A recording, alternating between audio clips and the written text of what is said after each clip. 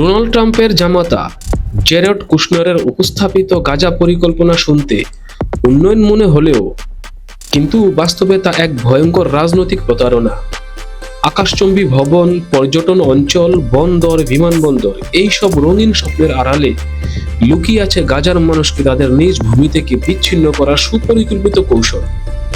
যে শক্তির প্রত্যক্ষ ও পরোক্ষ মদতে গাজার ৮০%-রও বেশি ভবন ধ্বংস হয়ে গেছে, হাজার হাজার নারী ও শিশু নিহত হলো, আজ সেই শক্তির প্রতিনিধি পুনর্গঠন পরিকল্পনা নিয়ে হাজির। গাজাতে ১০০টি হাইরাইজ ভবন তৈরি করার পরিকল্পনা করছেন। প্রথমে ধ্বংস, তারপর পুনর্গঠনের নামে শর্ত।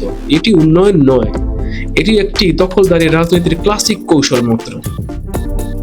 কুশনার স্পষ্ট করে দিয়েছেন, হামাস নিরস্ত্র না হলে গাজার জনগণ তাদের আকাঙ্ক্ষা পাবে না, অর্থাৎ জনগণের খাদ্য, বাসস্থান, শিক্ষা, চিকিৎসা সবকিছু একটি রাজনৈতিক শর্তের সঙ্গে জিম্মি। এটি আন্তর্জাতিক আইনে কালেকটিভ পানিশমেন্ট বা সমষ্টিগত শাস্তি, জনগণের ইচ্ছায় নয় বরং একপক্ষীয় রাজনৈতিক এজেন্ডা চাপিয়ে দেওয়া। কুশনারের পরিকল্পনায় রাফাকে নিউ রাফা আর গাজাকে নিউ গাজা নামকরণ করা হয়েছে। নিউ শব্দটি এখানে কেবল একটি নাম নয়, এটি একটি বার্তা। পুরনো গাজা আর পুরনো থাকবে না, পুরনো বাসিন্দাদের ভূমির অধিকার থাকবে না। ইতিহাস মুছে দিয়ে একটি কর্পোরেট নিয়ন্ত্রিত রাজনৈতিক শহর তৈরি করা হবে। এখন প্রশ্ন হলো, পুরনো গাজার মালিকেরা কোথায় যাবে? কারা ঠিক করবে কে থাকবে কে থাকবে না? এই প্রশ্নগুলোর উত্তর ইচ্ছাকৃতভাবে উপস্থাপনায় অনুপস্থিত।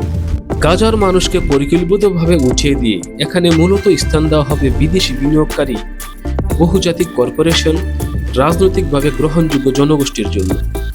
অর্থাৎ গাজার মানুষ থাকবে দর্শক হিসাবে, মালিক হিসাবে নয়।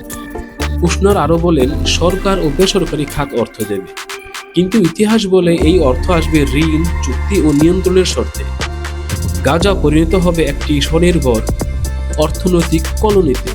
রাজনৈতিক সিদ্ধান্ত নেবে বিনিয়োগকারীরা, গাজার জনগণ নয়। এটি পুনর্গঠন নয়, এটি অর্থনৈতিক উপনিবেশবাদ। সবচেয়ে ভয়ঙ্কর বিষয়, ফিলিস্তিন প্রশ্নকে রিয়েল এস্টেট প্রজেক্টে নামিয়ে আনা হয়েছে। কুশনারের পরিকল্পনায় নেই দখলদারিত্বের অবসান, ১৯৬৭ সালের সীমান্ত, জেরুজালেম প্রশ্ন, শরণার্থীদের প্রত্যাবর্তনের অধিকার। ফিলিস্তিনের রাজনৈতিক সংগ্রামকে ইচ্ছাকৃতভাবে বদলে দেওয়া হয়েছে কুশনারের এই পরিকল্পনায়।